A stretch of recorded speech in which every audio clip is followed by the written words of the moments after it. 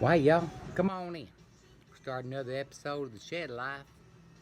Well, I want to tell you, other day, I was at the dentist office, socially distanced, of course. But I was watching this young lady and her 5-year-old, maybe 6-year-old child sitting there. Because there wasn't nothing on TV, and I'm a people watcher. Well, that little one, he says something to his mama, and he gets up, and he walks over to that desk, and he asks the woman for the Wi-Fi password. And I got to thinking to myself, I don't even know what a Wi-Fi password is. How does a 5-year-old know? Then I got to watching. And that 5-year-old, he sat there on his own phone. Not his mama's phone, not his daddy's phone, but his own phone. And he was scrolling through looking at stuff.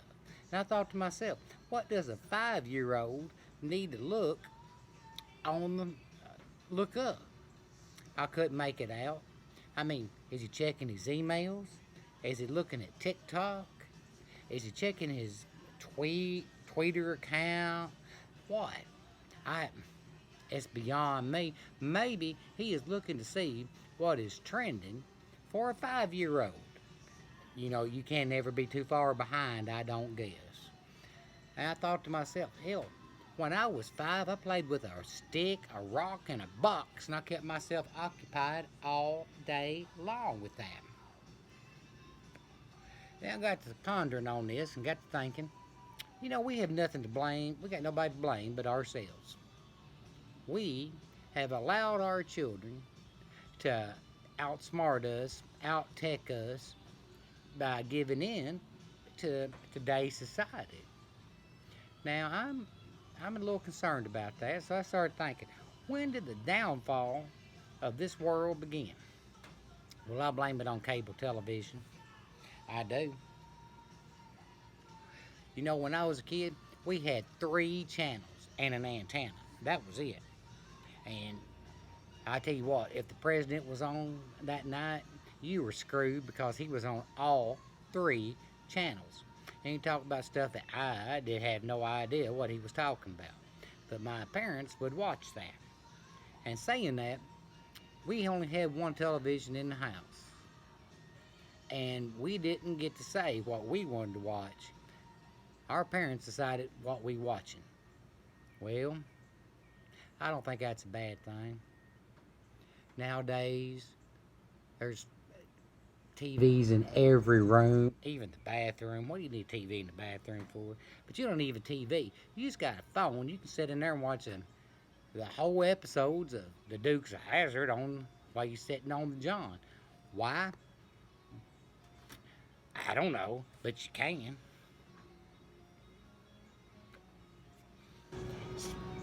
You see, and then that little one, he looked over at his mom and said, "This Wi-Fi is slow."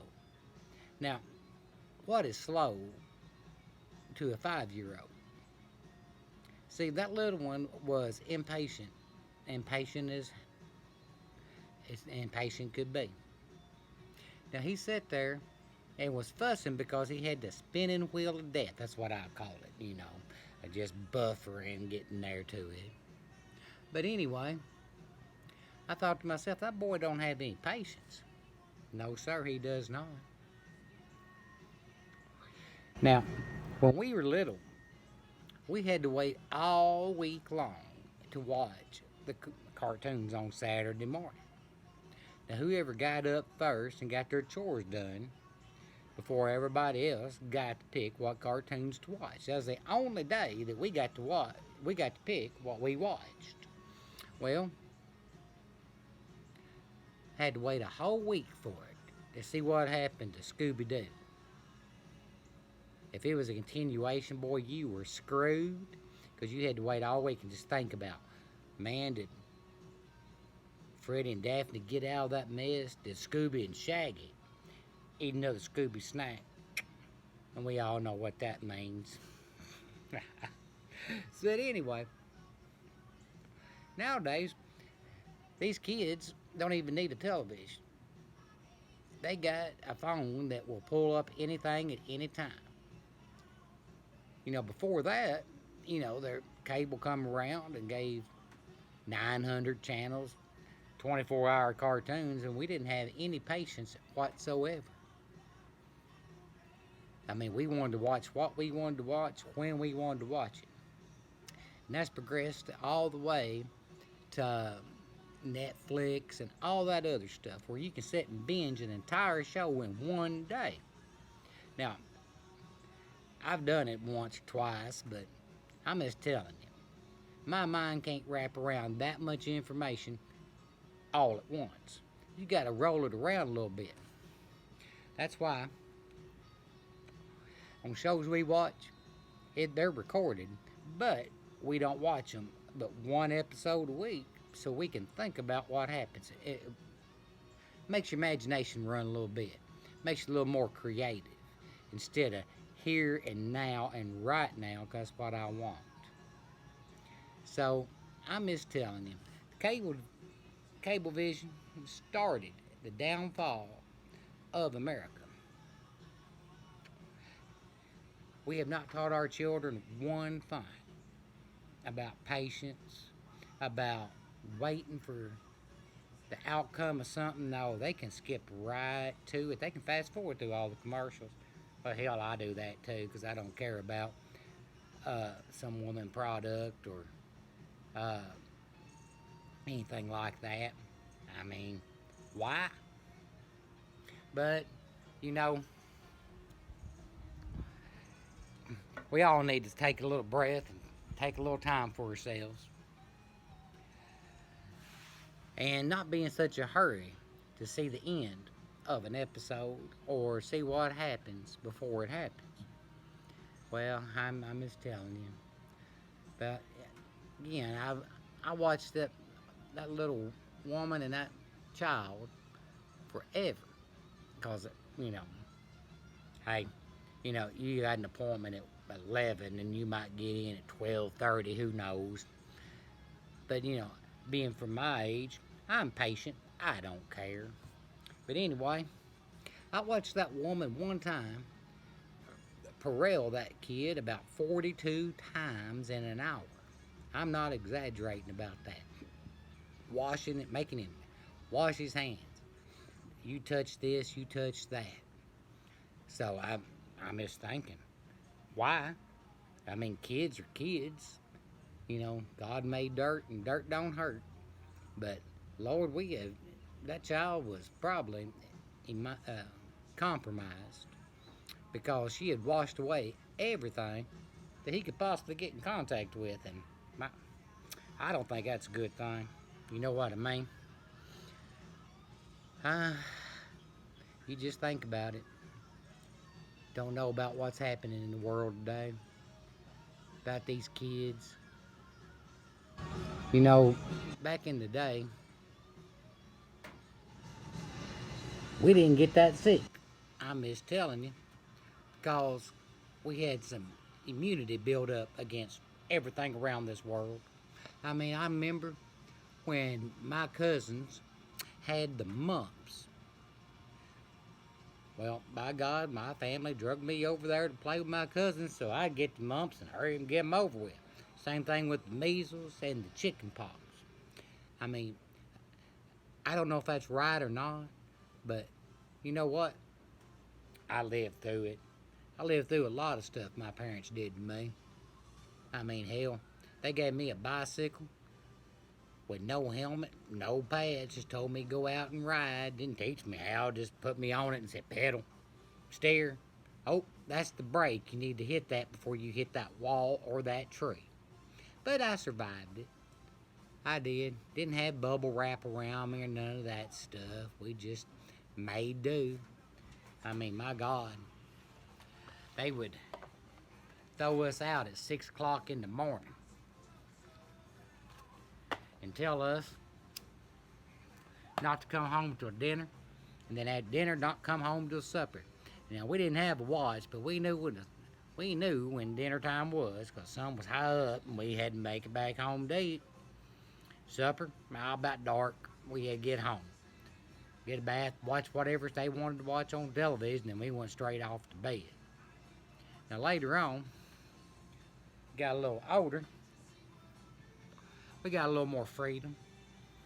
Oh yeah, we did. I remember going out and partying way too much one day. And my stepfather, he woke me up at 5:30 the next morning. He made me eat 4 eggs over easy, cooked in a ½ pound of bacon grease. And when I got through, I went up to the farm and started working. I wasn't feeling good at all. No Lord. So we had a hog farm up there, and I had to clean all those barns by hand. No automatic scrapers. Nope. Oh man, I was sick as a dog. Just kept pushing that stuff through. Come dinner time, he had a cold mutton sandwich for me and a beer, and told me to eat that and drink that beer. Oh, I did. Oh God, I was sick. Now that afternoon, he made me go in and start brushing down the sides of a grain bin. It had to be 110 in there, and I was sweating, sick, not feeling good at all. It got so bad that my grandfather come out and told him, "You need to lighten up on that, boy. You've been the same way." And, well, Gene said, "You let me handle this." Well, all right. That night when I got home, we got through eating supper, and he said, "Come on down on the porch with me." And he gave me a beer. Now, I didn't want it, but he made me drink it. He said, "You go ahead. If you want to go out and burn both ends of the candles, you want to get drunk, go ahead." He said, "But don't ever drive. You call me, and I'll come pick you up. No questions asked." He said, "But you will go to work next morning." So we'd be sitting out at the park, right, and that's where we cruised at, and he'd say, people would be like, "Hey, let's run over to Cairo, over to Tuts Club, or the Turf Club." And I'm like, "Oh, hell no, I gotta go work next morning." No. That's why I think that these kids today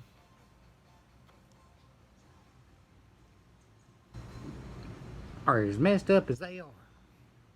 Because they have all this time to sit around and think about, well, I wonder if Billy likes me, or if what people think about me.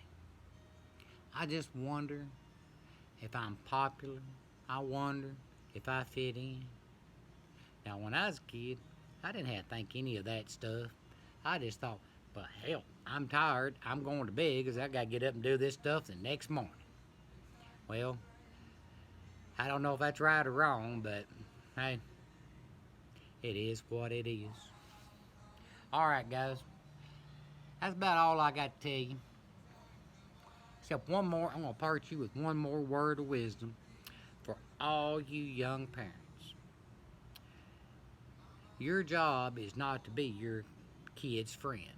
No, if you're their friend and they don't hate you, you're not doing a good enough job. No, your job is to be the parent. And being a parent doesn't mean that you never let your kid get bit.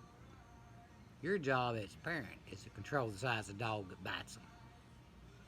You take that to the bank now. Well, all right. This episode's going to be over now. Y'all stay safe. Rock out your best life. Be kind to each other. I'll catch you later, Gator.